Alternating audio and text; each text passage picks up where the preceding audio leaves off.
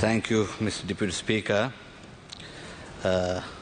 Today happens to be the final day of the budget debate, and I'm deeply conscious of the fact that we need to finally make our comments relating to the Finance Ministry's budget performance. But yet, since the horrible incidents that have taken place in Gaza over the last few days, I rise today wearing the shawl to invite this House's conscience to look at the terrible incidents that is now unfolding in Gaza once again.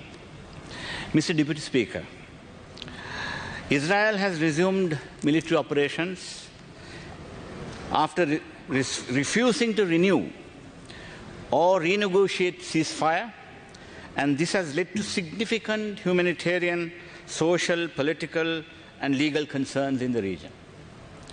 Already, over 500 Palestinians have died, including women, children, and there have been reported casualties rising day by day.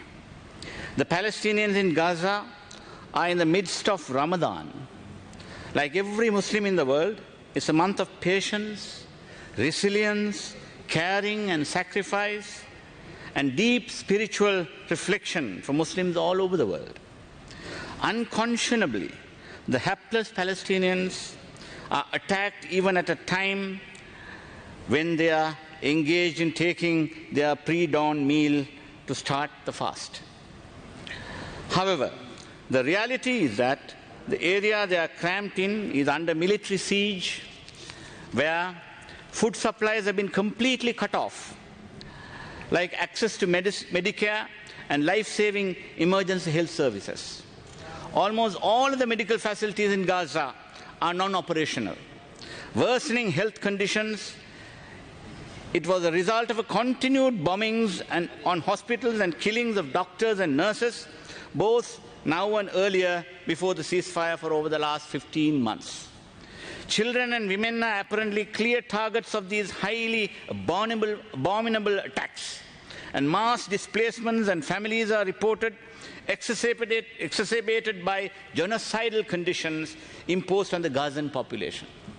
Mr. Deputy Speaker, destruction of homes, hospitals, schools, universities, and UN facilities continues to escalate. It adds further to the debris that the civilian infrastructures have been reduced to for the past 15 months, leaving civilians without basic necessities. Mr. Speaker, Deputy Speaker, the United Nations has condemned the airstrikes as violations of international law and demanded civilian protection. A few Western countries and Saudi Arabia has urged for a ceasefire and have affirmed their commitment to jointly leading efforts to ensure that a two-state solution is vigorously pursued. Even the Arab League and the OIC have done the same. But there is a catch here, Mr. Deputy Speaker.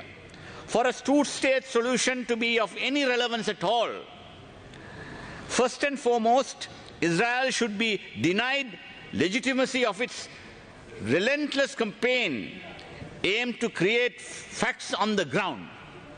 Sadly, it is on this point that some otherwise influential Arab countries, unfortunately, including the UAE and Turkey, need to do more beyond mere exhortations.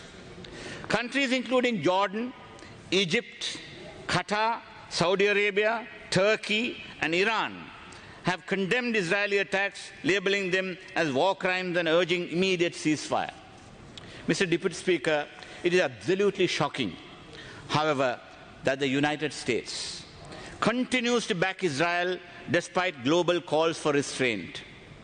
President Trump got financial and military assistance worth $18 billion approved in an effort to enable Israel to finish its unfinished job. In a comment that outraged the conscience of the humanity, he stated publicly that the United States would take over and develop Gaza as a Riviera of the Middle East. This drew widest possible protest from the Arab and Islamic world and from other quarters as well. Arab countries led by Egypt, Saudi Arabia and Qatar met in Egypt immediately following the statement to offer an alternative plan for reconstruction of Gaza and restoration of political authority, demonstrating their commitment to taking responsibility in their hands without US involvement. Gaza is not for sale. Exactly. Thank you for saying that. Yes. This is what they think. It is not up for sale. It is for grabbing land. This is their main. It's not even pay and take it. They want to grab the land for themselves. Although, in a subsequent remark, President Trump was reported to have said, nobody was asking the people of Gaza to leave. All signals coming from the US as well as Netanyahu's brutal military onslaught indicate beyond any shadow of doubt that the US is making the people of Gaza hear a completely opposite message through the language of the US-empowered barrels of Israeli genocidal guns and airstrikes. Honorable Deputy Speaker, despite the US-Israeli thrust on manipulative campaign to avoid developing countries from joining the outrageous and unconscious actions and to condemn them, these outrageous violations of international law and laws of warfare, several countries have stood up to expose their genocidal war crimes. Now, Bangladesh urged the UN to act immediately and protect the civilians. Bolivia and Belize severed diplomatic ties with Israel, citing human rights violations. Chile and Colombia recalled ambassadors, condemning the violence as disproportionate and illegal. Honduras condemned what it described as genocide against Palestinians. Many Asian and African countries have taken similar or more courageous stands. South Africa, for instance, condemned Israeli military campaign and gross violations of human rights and humanitarian law in no uncertain terms. It filed an application, argued seeking provisional measures and obtained orders from the International Court of Justice on the grounds that Israel was committing genocide in Gaza. The ICJ ordered Israel to take steps to prevent acts of genocide and facilitate humanitarian aid. Our biggest neighbor, India, seems, however, to have lost its moral voice, with allegations mounting that some citizens of that country are fighting alongside Israeli defense forces. Very unfortunate. The Minister of Foreign Affairs of Singapore, Honorable Vivian Balakrishnan, the counterpart of our Foreign Minister, Honorable Vijay Herath, stated recently in Parliament, Singapore supports the right of Palestinian people to a homeland of their own.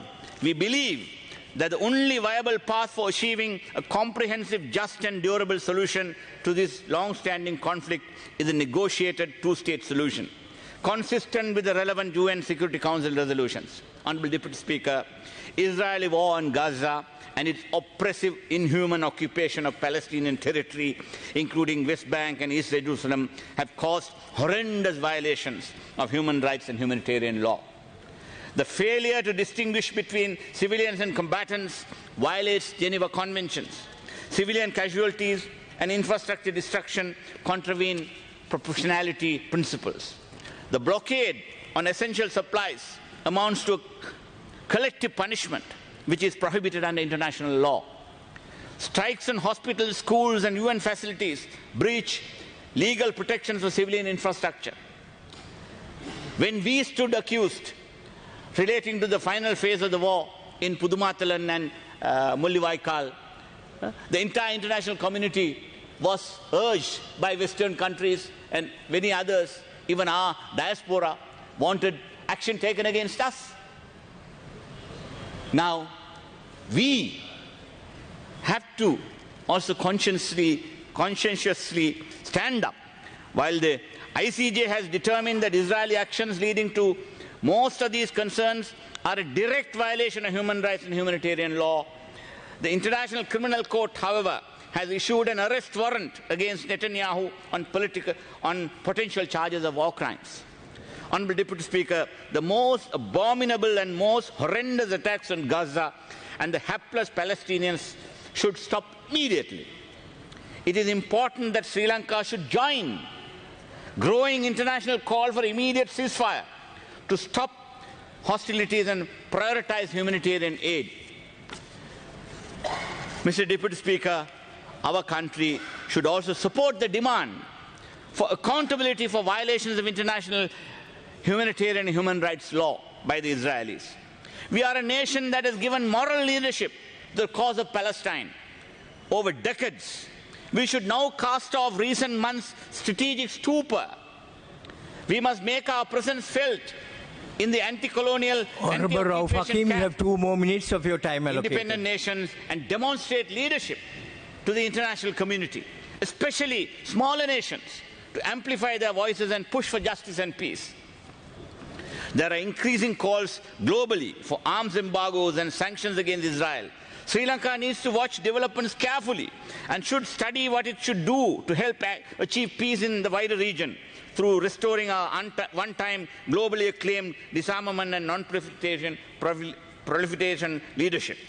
As a responsible nation, it is prudent without further delay to do all that is possible to keep the country and its people from falling victim to Israeli strategic designs. We cannot be so gullible as to be made enemy of each other and to cause mayhem and chaos in this country just because there is love for Israeli money and the investments in our lands and infrastructures. The Ministry of Foreign Affairs should refocus its attention on the Israeli-Palestinian question and show initiative and leadership in addressing concerns with a view to warding off any future challenges to the country. Defence Ministry should dispassionately do an assessment of its national and international security interests and concerns and get its priorities right. National reconciliation and unity can never be advanced by facilitating or turning a blind eye to undue and coercive Israeli influence in Sri Lanka. It is all the more urgent that the government issue a statement clearly expressing its stand in relation to brutally oppressive Israeli occupation and the horrendous Israeli war on Gaza and the Palestinian people as a whole. Therefore, Mr. Deputy Speaker, I am urging that the Foreign Ministry takes note of this and come out of their slumber and issue a statement condemning what has happened in the Gaza territory during the last few days and to at least call for immediate restraint. We are keeping mum. What is the meaning of this? Our Foreign Ministry must now speak up as many other countries have spoken up.